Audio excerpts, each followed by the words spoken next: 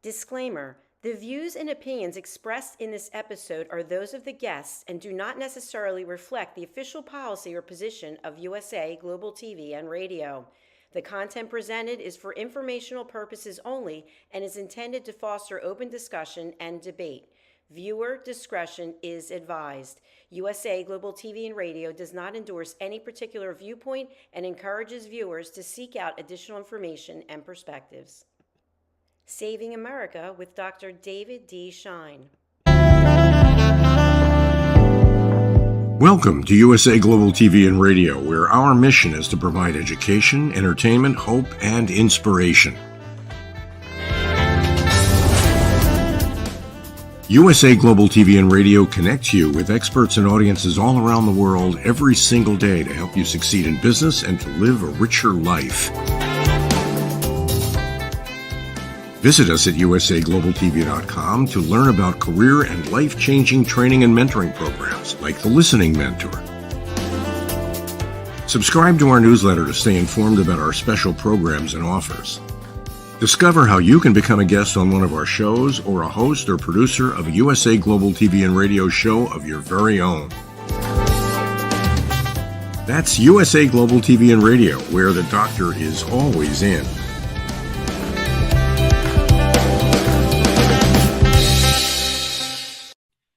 The Communist Party of China continues its persecution of the spiritual group Falun Gong. Evan Gershowicz's conviction for espionage in Russia. After a crash that killed 6 teens, NTSB said people underestimate marijuana's impact on drivers. This is Dr. David D. Schein for the special episode of Saving America with our weekly update.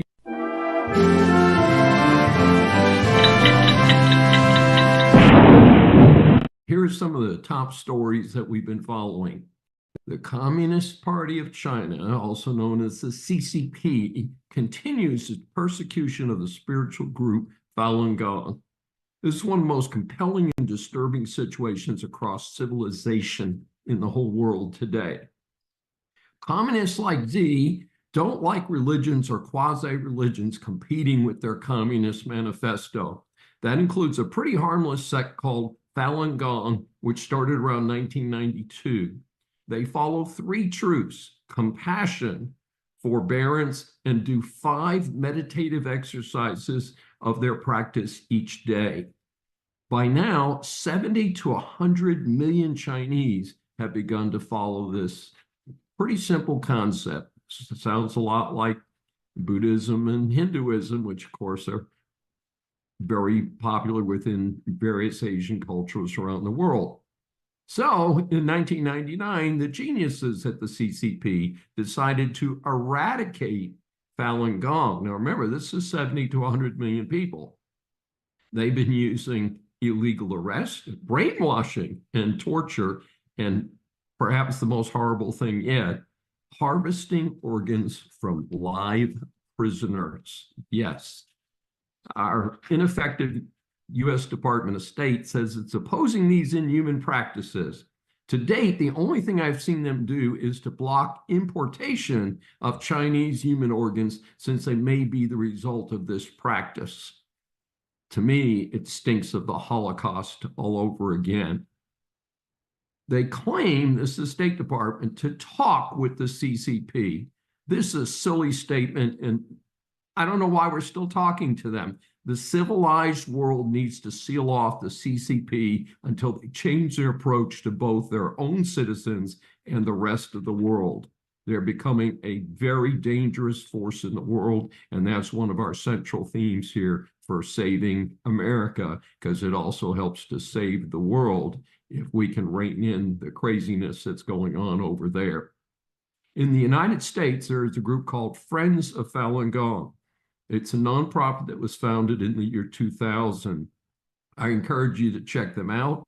I've extended invitation for a representative to be interviewed for Saving America.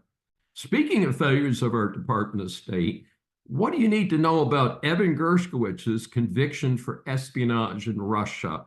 The Wall Street Journal reporter Evan Gershkowitz was sentenced to 16 years in prison on a totally bogus spying charge that follows the usual Russian kangaroo court proceedings. The WSJ and the American government have consistently maintained that this gentleman is not a spy in any way. By the way, he does speak Russian. He was born in the USA, but both of his parents fled from the USSR at an earlier point. So he may have been targeted for that reason, since, as I think everybody knows by now, Putin is trying to reconstruct the USSR, despite the fact that it failed in classic fashion.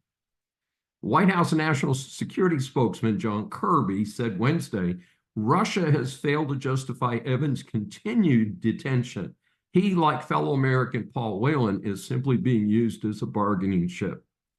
Big excitement, John Kirby. What are you doing about it? The State Department's been using some strange metrics to decide who to swap. Brittany Griner was serving 9.5-year sentence for cannabis possession. She appears to have been a DEI pick, since there was no sense to her being exchanged for a much higher value asset, arms dealer Victor Bout, who was imprisoned in the U.S. The Russians got the better end of that deal. Griner has openly expressed her dislike of the USA. Gee, thanks, Brittany. Marine veteran Trevor Reed, who was serving 9 years in Russia for assaulting a police officer, has been swapped for Russian pilot Konstantin Yaroshenko, and he was serving a 20-year sentence for cocaine trafficking. I'm recommending that the failed Biden state and the authorities begin arresting everyone from Russia who they've got running around here, whether they're mock diplomats or so-called journalists who are probably over here spying on us, and make sure that we have quite a stable of folks to swap. This is easy, folks. It's not hard, and our State Department needs to measure up to the international standard, which unfortunately means dealing with Xi in China and Putin in Russia. Another Biden failure as Secret Service director has resigned, and she resigned when she finally got under bipartisan pressure, which is very interesting. But I think that we have enough Democrats in the House and the Senate who can read and write. That's not a given, folks. But what's happening is that they are realizing that some of their lives may be jeopardized now or in the future if we don't have a better Secret Service. So I think that's a positive. After a crash that killed 6 teens, NTSB, National Transportation Safety Board, their chief said people underestimate marijuana's impact on drivers. This is an American tragedy where 6 high school girls in a small car in Oklahoma crashed into a big semi-trailer truck after reportedly running a stop sign in 2022.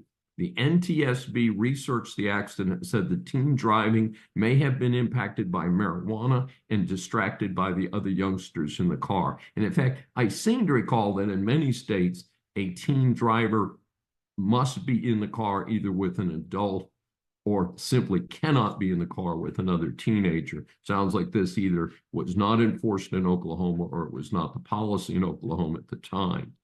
The NTSB also observed as more states have legalized recreational marijuana, teens and adults tend to underestimate the risks of driving under its influence. My regular audience knows that I am a hardcore about driving under the influence of any substance that impacts a driver's judgment. I'm openly hostile to legalizing marijuana. It is a mind-altering drug. I grew up during the time of sex, drugs, and rock and roll. In fact, that's the subject of my current book in process, A Cheap Education. And it sounds romantic sometimes, but broken lives and worse can result from mind-altering substances. I recall a friend of mine from college who did enough marijuana, not heavier drugs, that he dropped out of college before he finished his junior year. I'm pleased to say that later he was able to get his act together and is enjoying life as a semi-retired person today. So good ending, but it was rather disturbing to get reports to me from his roommate in real time of finding this young man laying on the floor staring at the ceiling instead of doing his homework. Yes. Clinton-appointed federal judge David Carter says this: California teachers were right to severely punish a girl 7 for writing the words "any life" under a Black Lives Matter drawing. Why? Because the idiot judge says she's too young to have First Amendment rights. I again encourage all rational people to flee the state of California, featuring high taxes and limited freedom. By the way, this Judge Charter is also the one who interfered with attorney-client privilege and ordered the transfer of 4 emails from Trump attorney John Eastman to the House January 6th committee.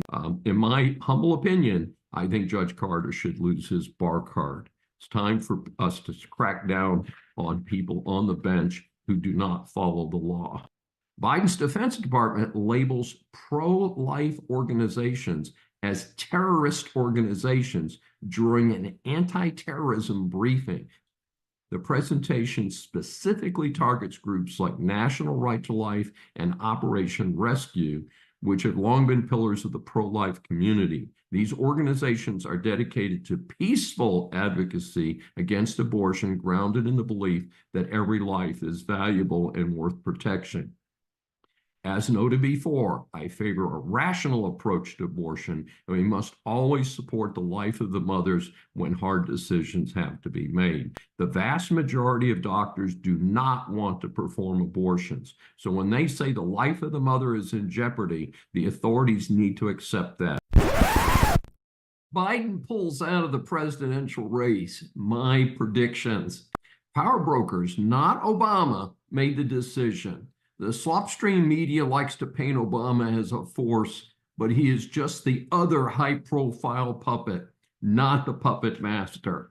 Not sure why they keep promoting that false narrative. Biden's collapse was not due to age. I'm sick of hearing about his age. Trump is a few years younger and clearly is ready for the fight. Nancy Pelosi is 3 years older than Biden and still profiteering and expressing her warped opinions. Biden's cause is simply a failed administration and a rapid slide into dementia. COVID is a convenient whipping boy. But the deciders here are really the "what did you do for me lately" crew. That's the deep state, folks. They're still in charge, and I hope America can make some changes in the near future to turn that around. It is likely at this point that the inept Kamala Harris will be at the top of the ticket. I am more concerned about her taking Biden's place before January 2025 Inauguration Day. I also predict that anyone who runs on the Dem ticket in 2024 will be sacrificed. They will disappear from history like other losing presidential candidates. Anybody remember Walter Mondale? The power elite are holding that whack job Newsom from California for the 2028 election. Watch for that, folks. It's going to be fun. Lots of material for Dr. Schein around here, I can promise you that. The only Dem platform is murdering babies. Maybe now we can reach a nationwide compromise to limit very late-term abortions, but preserve the majority opinion that saving the life of a mother and allowing it in the cases of rape and incest should be allowed without further trauma to the woman and undue pressure on the doctors. There is the alleged involvement of a number of the Biden family members in what is reported to be a decade-long scam. I want the reported investigations to continue. If deemed appropriate, a federal trial could be brought for money laundering, RICO violations, representing foreign interests without registering, tax evasion, and collaborating in possible other criminal activity. Make no mistake, time to hold Joe Biden responsible. A guardian can be appointed for Biden, which is a standard procedure in legal matters. Dementia is not an excuse for justice. The taxpayers of America deserve nothing less. I stand by my recent prediction that Trump will carry at least 44 states, as rational people who do not like him will hold their noses and vote for their wallets and their children. We could see a Democrat surge to RFK Jr., but I doubt that will be enough of a vote to make a difference. I call on Americans from all political perspectives to point in-person observers or observe themselves at as many polling stations across America as possible this fall. They can create video records of the misdeeds if observed. No more stolen election claims. Whatever happens, we need to be able to say that it was a fair and square election. This cannot continue to be a bipartisan issue. Time to end the trappings of a banana republic. We've got a special for you this time. I award a richly deserved A grade to a politician, celebrity, or other person who ends up in the public eye. 12-year-old Liam Morrison, whose common sense video has now gone viral that shows him speaking about his experience at a school committee meeting in Middleborough, Massachusetts. Yes, the heart of the whack liberals. Why was young Liam accosted by his teachers? He committed the horrific crime of wearing a t-shirt that said, "There are only two genders." His idiot woke teachers claimed that this caused other students to feel unsafe. He rather matter-of-factly states that not a single student expressed this to him. So we must assume that the teachers thought this was somehow anti-LGBT. My loyal listeners, I was in the entertainment business many years ago. We had gay performers and others in business. I was a TV junkie when we had 3 major channels plus PBS. There were openly gay people on television. I'm not going to name the actors that were involved in that, but nobody made a big deal out of it. That's just the way life was. I think the majority of adults in America have been accepting of this for a very long time. Further, as a human resource consultant and employment attorney, I went through the HIV scare of the late 80s and early 90s. I had employers in good faith come to me and said, "We are afraid to hire gay males because we are afraid of HIV." And I said, that is inappropriate. These are human beings. HIV does not spread through casual contact. You should continue to hire them and to proceed like normal. We got through the HIV crisis. Today, apparently, we have some pretty good medications out there. Unfortunately, it's still an issue in parts of the community, but we got through that. And again, it is not about being gay, period. This message is simple. We're all members of the human race. As long as another human is not trying to hurt me or my family, I need to treat them with respect and dignity, regardless of any other description, their gender, their sexual orientation, and so forth. That's just the way life is. And I'm very proud of my personal record of working with people of all descriptions.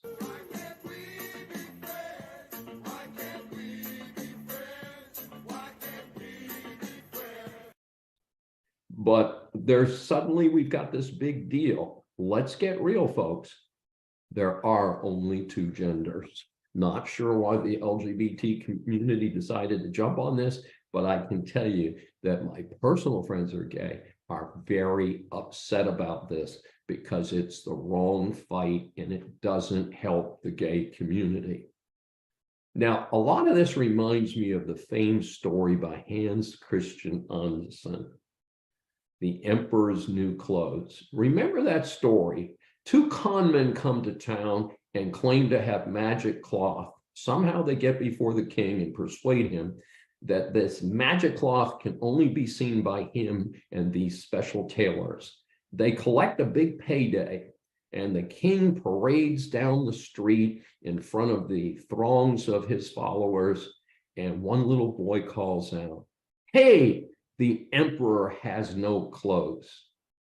Folks, that is the current situation we're dealing with when a 12-year-old boy points out something that is an absolute biological fact. Men are not women. Men cannot have babies.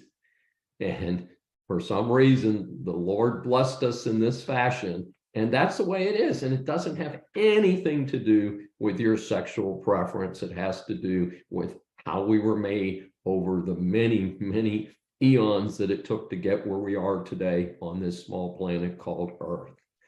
And so, folks, young Liam Neil Morrison was that little fellow calling out, "The emperor has new clothes." and he's therefore awarded the coveted Saving America A grade. A federal judge denied the request to block Chicago's security plan for the Democratic National Convention. We'll call that just DNC. A federal judge rejected a motion by bodies outside of unjust laws, an LGBTQ advocacy group, to block Chicago's ordinance related to the creation of a security zone around the Democratic National Convention. The DNC will be held August 19th to the 22nd in Chicago. Due to the announcement by Joe Biden that he will no longer be a candidate, this could be one of the most raucous conventions in modern history. It's a fascinating bit of history repeating itself. The DNC was held in Chicago in the summer of 1968 during the height of the Vietnam War protests. TV news reports showed large crowds blocking the streets near the convention site. Police hit demonstrators blocking the streets with nightsticks and dragged them into waiting police vans. The chant by the protesters was, "The whole world's watching," indicating the public was watching what the Chicago police were doing to the protesters and obviously objecting to what they regarded as brutal treatment. So apparently, and with good reason, Chicago wants to avoid another black eye 56 years later. The subject lawsuit related to the group's request to protest next to the DNC. It also sought a preliminary injunction against the city ordinance that restricted a list of items, which would be things that could be brought inside the security perimeter. The list of prohibited items included laptops, sealed packages, drones, firearms, ammunition, tents, pointed objects, including knives of any kind, and any other items considered potential safety hazards. The protest group argued that the Chicago ordinance was unconstitutionally vague in violation of their 14th Amendment due process rights, and that it will have a chilling effect on their First Amendment rights. However, the judge saw it differently, ruling that the ordinance has established clearly defined minimal guidelines to govern law enforcement as required by the Constitution.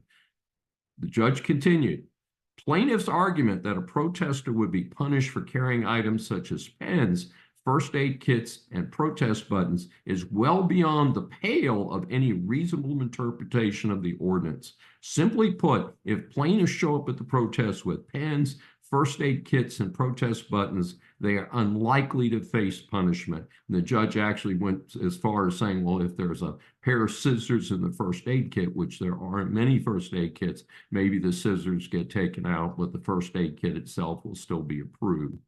The ACLU, which represented the plaintiffs in this matter, has said it will attempt to appeal the judge's ruling. I vividly recall the assassination of JFK when I was a little kid. That tragic event and then 9/11 were the two most historic markers of my life. Close behind the moon landing, Ronald Reagan surviving an assassination attempt in 1981, and now, 43 years later, Trump surviving a close call. Killing famous people is often because a deranged person wants fame, no matter how they achieve it. The Reagan shooting, the John Lennon shooting, and now possibly the Trump shooting, indeed, may not be related to politics, but a deranged search for fame. The Selena Quintanilla shooting may fall into the same category. On the other hand, Lee Harvey Oswald, best we can tell, had been set up by the USSR. It was likely payback against JFK and the USA for the botched Bay of Pigs debacle in Cuba. Most pundits on both sides of the aisle have quickly attached a political motive to the Trump shooting. More on that in a minute. Part of this tragedy is the death of one man at the event and two other men remain in critical condition. The dead man was a firefighter who was there with his wife and two daughters, Corey Compatore, who dove to cover his family and paid the ultimate price. Very little has been released as of this episode about the other two. On the positive side, Trump supporters have made donations to a GoFundMe established for those three families. If you can afford it, I encourage your support there. Turning back to politics, the situation is eerily parallel to Putin's Russia. He jailed his chief political rival, then released him, and as he boarded his first plane, that plane magically crashed. Putin claimed he was not responsible, but gee, another rival also died in a plane crash in the last 18 months. Folks, you see the parallels with the current administration. Note this is also the anniversary of the 1933 takeover of all political action by Hitler and the Nazi Party in Germany. The current charged environment was created by Hitler-esque Dems claiming that Trump is the Hitler. Think about this. If Trump was really the Hitler the Dems have been trying to claim, he would never have left the White House in January of 2021. The Dems, with their name-calling campaign and lawfare against Trump, look a lot more like Hitler. Now they're running for the hills and pulling their ludicrous ads because the gig is up. I would have thought that with Trump's campaign financing rolling along and Biden's crashing, they might have figured out before the big scare that just happened. In the last few weeks, the biggest cover-up since Wilson last year in the White House, that's 106 years ago, has now been exposed. This disgrace has been perpetrated by the Biden puppet masters and the slopstream media on the American people. We responsible Americans cannot let them get away without payback. I call on Americans to be sure that every Dem candidate, from city council to the presidency, go down in defeat. No violence needed, folks. Let's make sure it happens at the ballot box. That will let this failed political party know that they cannot continue to defraud the American people, pretending to be part of democracy when they are actually part of the communist takeover of America. I'm a hardcore facts person and not into conspiracy theories. I do feel that the U.S. Secret Service failed to properly protect Trump at the rally. The shooter was in plain view on an elevated building outside the perimeter. We keep hearing outside the perimeter. Hey, if it was a high point that could be seen from inside the venue for this political rally, seems like it should have been covered. The shooter was in plain view. A sniper took him out in seconds. Why was he taken out after and not before the grievous harm that he did? Further, I'm not sure what dangerous clown in the Biden administration made the decision to deny RFK Jr. Secret Service protection. That family has had too much tragedy. Let's not let that happen again. Give him Secret Service protection today. I do not support him as a candidate, as he is a left-winger, and his VP choice is simply a whack commie. But enough is enough. My projection is that regardless of the candidate in the hapless Dems run in November, Trump will win in a landslide. I am projecting a win in at least 44 states. Hopefully that will include the House and the Senate in future months. I will spell out critical priorities for the new administration. Time to get America back on track, and that does not include running up the national debt. Our series of interviews for Saving America establishes that the world is full of interesting people. And we welcome Mary Elizabeth Jackson, author, writer, educator, podcaster, and advocate for special needs children. She has so many things in her background that I had to cut it to the bone to save time for this interview. Mary Elizabeth Jackson is a 5-time #1 on Amazon best-selling author. In collaborative anthologies, she has Women with Healing Gifts, Glimpses into the World of Autism, The Fearless Entrepreneurs. #4, an international bestseller, Invisible No More, Invincible Forevermore, August of 2021, and she has The Book I Read, March of 2022. Jackson is also the 2017 Gold Maxi Award-winning author of the children's book, Perfectly Precious Poolicious. Jackson has recently released her Inspired Kids series with book 1, Perfectly Me. She lives with her hubby, 3 kids, and a dog in Nashville. We welcome her for her first appearance on Saving America.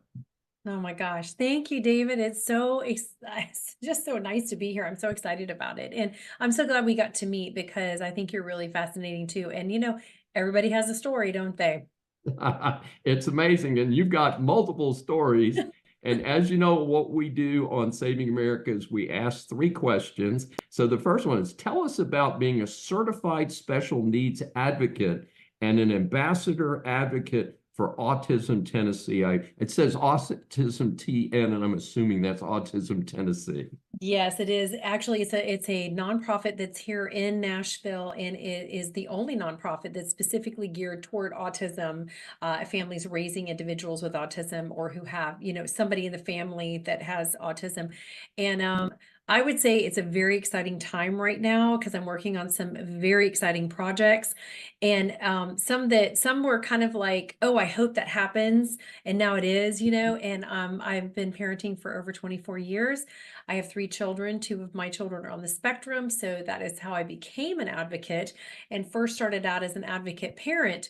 And along my journey, my middle daughter, when she was 5, experienced an incredible trauma in school, and it kind of changed my direction as an advocate. And I started to, I chose to go the path of trying to change law in the state that I live in.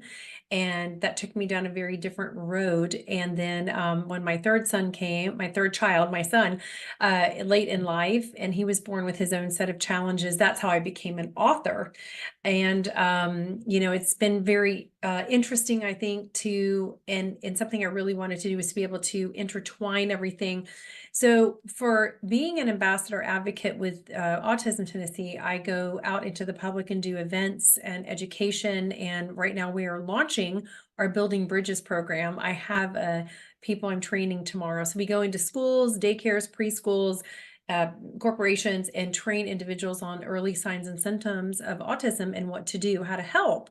And because it's 1 in 36 kids now that's being diagnosed with autism, the rate is going up and up. More and more people are being diagnosed. We need this education and awareness out there. So I'm really excited to be a part of this program. And we really can teach it across the country if anyone's interested, because we are going to be taking it to video as well. I'll be a part of launching that. And then also working with some grants to be able to put some sensory rooms and make businesses and libraries and museums and all kinds of places have be more sensory friendly. And so we're working on a project with the Nashville Airport right now. So I'm very excited about this. This is good stuff. Well, especially we're hearing so much about it today. Just to tie it to me, believe it or not, in the last hour, I have spoken with a graduate student at my university who is on the spectrum. He has worked with me over a fairly long period of time because I was advisor when he got his first graduate degree, and he's back getting another graduate degree. And we had a registration issue, so I was working with him on that. So I'm used to adjusting to it in the classroom, even at a graduate level. It's interesting. I have one of my grandchildren who has been diagnosed as on the spectrum, though it seems to be fairly modest. So this is something that seems to be impacting, first of all, as teachers were impacted, but also certainly as parents and grandparents. So it's something that's, part of the reality of life. And I'm glad people are adjusting to it and taking action to make it more accommodating for people that are experiencing these challenges. Well, let me ask you a question too with our limited time here. With 5 #1 books on Amazon, let's explore your approach and some advice for members of our audience who want to write a successful book themselves. Well, that's a loaded question. Yes. So I would say you need to be prepared. If you really want to be an author, be prepared for a lot of work.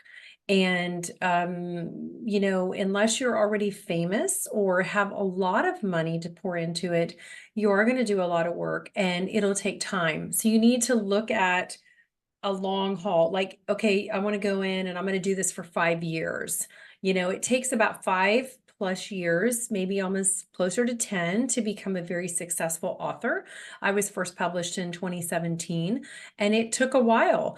Even if you get a publishing contract with a very large publishing company, they these days are going to expect you to do a lot of marketing and PR work yourself.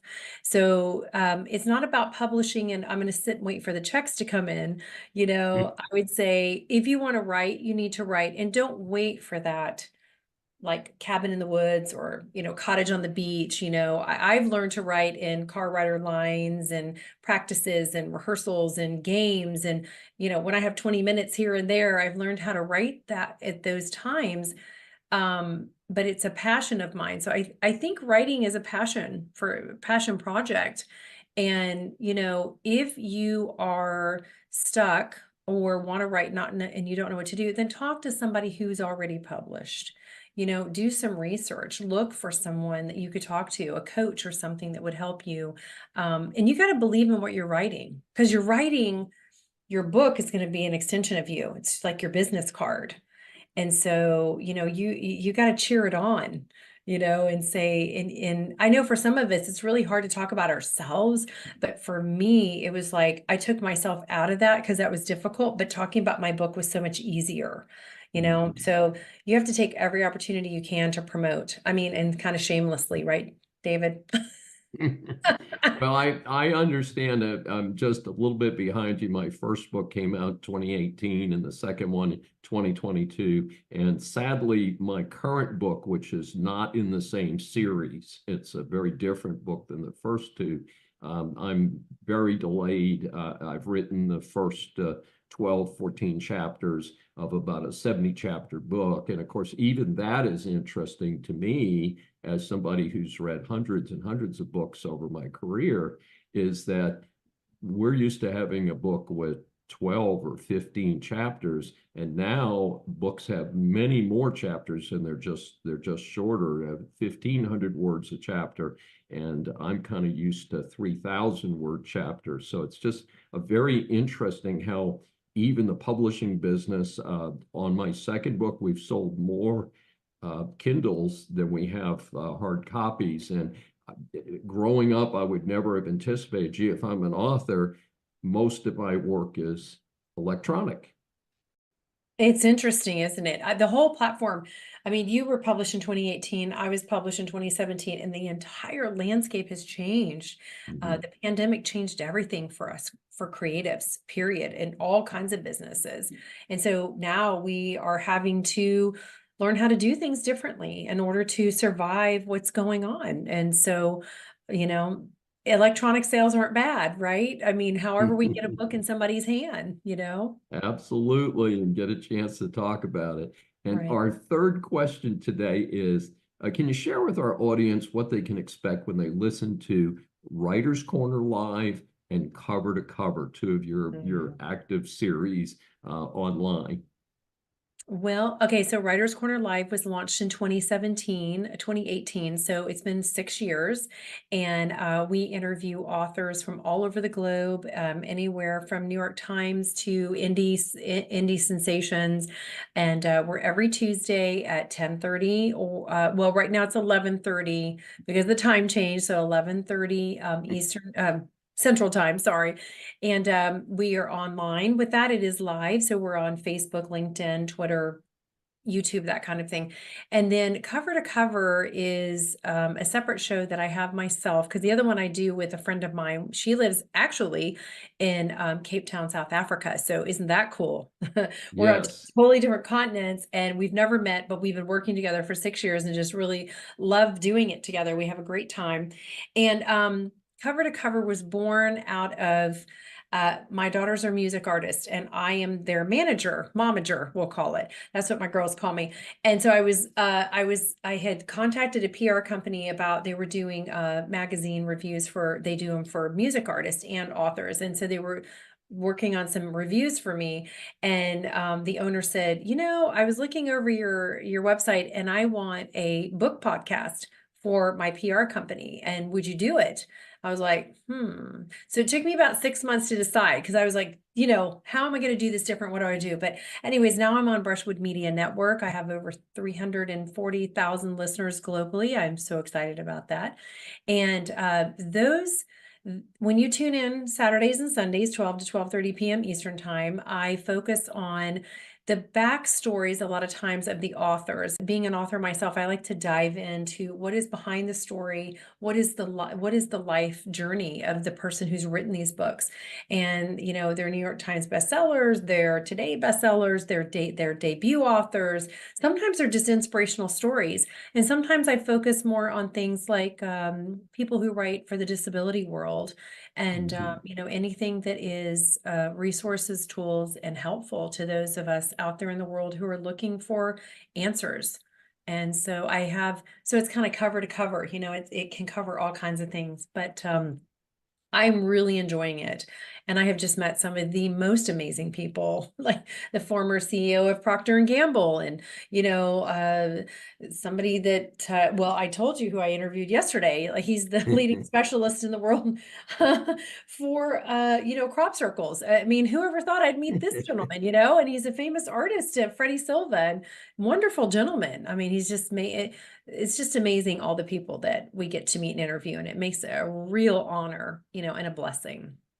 It sounds like a lot of fun. And of course, we got interviewed together some months ago, which is how we got introduced in the first place. And it's been my pleasure to get connected with you. And it is an interesting journey. And as I said, there are so many interesting people in the world. And I think one of the things that we do is to help people in their cars or looking for something, or maybe even sitting at the beach, and to say, gosh, I didn't know anything about crop circles. And now I know everything that I ever needed to know about them. And I actually know what crop circles are, which I find fascinating. And, I'm one of those crazy people who likes the Karnak stones in France and Stonehenge. And yes. And yes. And he's done like 16 documentaries on all of that. And he's had all these meetings like with NASA. And so all this science and the past and our history are coming together. And it was so fascinating yesterday.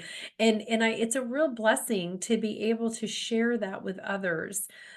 Because like you said, we never know out there who might just need to hear something that someone says, and it may change everything for them. And it may just make them smile. It may make them feel like, okay, I can get through today. Today I can be okay. I think that's a very valuable concept, and one that we can certainly subscribe to. Mary Elizabeth Jackson, it is so much fun to talk with you again and to share you with our audience. Can you tell our audience about how they can get more information on you? Absolutely. And Dr. David, thank you for having me. And yes, it's been such a pleasure getting to meet you and getting to interview you as well. And so you can find me at www.maryejackson.com. And I am on social media, Facebook and Twitter and LinkedIn and TikTok. I go over there and do a lot of author little minute snippets about the behind the scenes. But my name, Mary Elizabeth Jackson, is pretty much where you can find me social media wise. And all my books, you can find my books on my website. You can find my shows. I have an Inspired Kids series that was, inspired by my son who came in with challenges. And my goal as a writer, I have a middle grade reader coming out, but my goal as a writer is to empower kids and to help them to know however they came into this world, they are okay. So absolutely. And as a grandparent, I could tell you that we're out getting books for the 7 grandchildren and making sure that they feel connected to the world. So you're doing something very valuable.